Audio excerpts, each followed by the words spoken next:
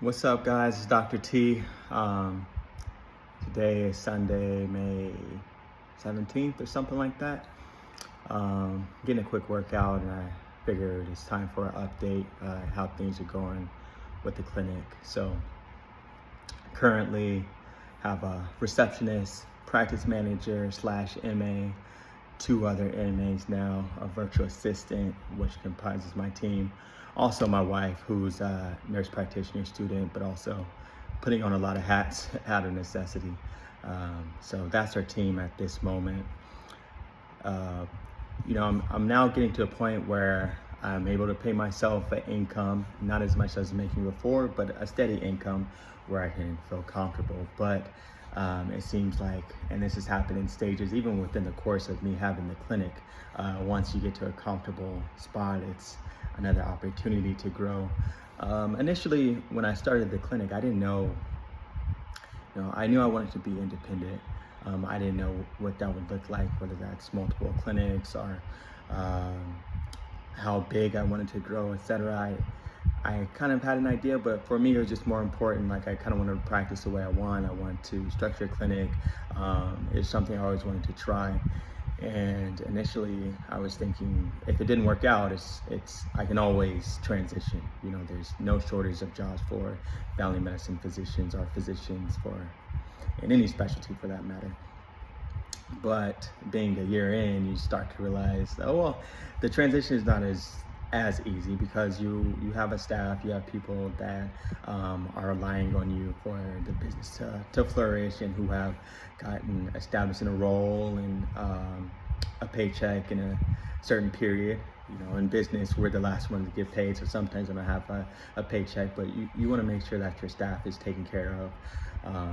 And so now my perspective changes. It's, if I don't make this work, then these people who have invested a lot and taken a vested interest in the clinic will have to go search for another job, and maybe not the best economy.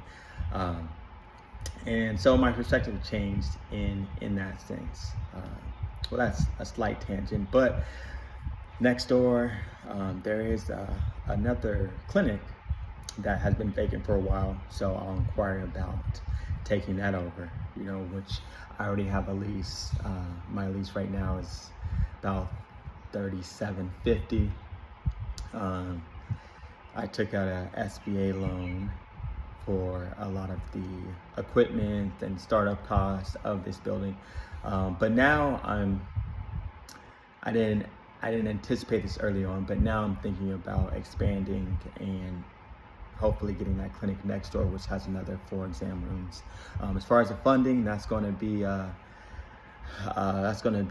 whole nother conversation. That's going to be a Tetris play, how I'm gonna move things around to get funding, but I think we'll make it happen. I do have some interviews coming up for a nurse practitioner, physician's assistant. I have been running around, very busy, definitely the busiest I've been in my life, including residency, starting this up, which is ironic, because you feel like you start your own clinic, you'll be able to dictate your own hours, have more free time, and that has not been the case. But I still enjoy it. You're building something, seeing fruits of your labor, seeing patients, build a relationship, and feel like they have a good experience has always been important to me. So it's good to know that the patients are feeling the same way. But yeah, so now it's, okay, how am I going to fill in some holes where I'm losing revenue? How am I going to make sure things are being paid out consistently, make sure that the billing is done up to par, which is kind of hard. Sometimes, honestly, with the billing company, if you're managing clinics that have 4 or 5 clinics are doing many millions in revenue and stuff, sometimes I feel like I can get left behind. So I feel like I do need to do quicker check-ins, and not having as much staff, and me having to do a lot of the admin role, things do fall through the cracks. So that's one of the reasons why I do want to hire a nurse practitioner, physician assistant, at least a couple days a week. Give me more time for that admin role. look at where revenue may be slipping through the cracks. But I do think it's feasible that we can operate these 2 clinics, and ultimately I think I'll probably just stop there. This isn't something that I would like to scale, or not something that I would like to scale. I mean, if I had we have a central location in the city, where a lot of patients from any part of the town can come. You know, it's centrally located in downtown, which is great. And I've seen patients from all parts of Bakersfield, you know, the more affluent areas and the poorer areas, which is kind of what I wanted, a diverse clinic where everyone gets a high level of care. So I think getting that building, I'll be able to stop. I do want to just continue to build my base there, increase my panel, and I do want to start introducing some more long form content, some educational material for the patients. I think that's going to be a way for me to reach other people. Once clinic reaches capacity, I'll be able to still talk to or help other patients in that capacity with education. So that's going to be something that I'm looking at as I garner more time. Where I'm at now, so you know, payroll is not so much of a stress right now. It's still a stressor every couple of weeks, but it's now something I feel comfortable paying myself and the staff.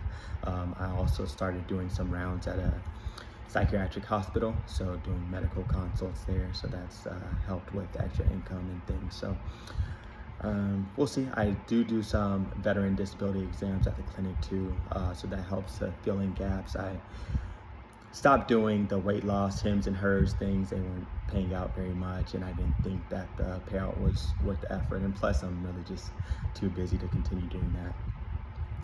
So yeah, I'll just be doing some more regular updates, some long-term content, educational, geared towards the patients, and we'll see how things go. All right, peace.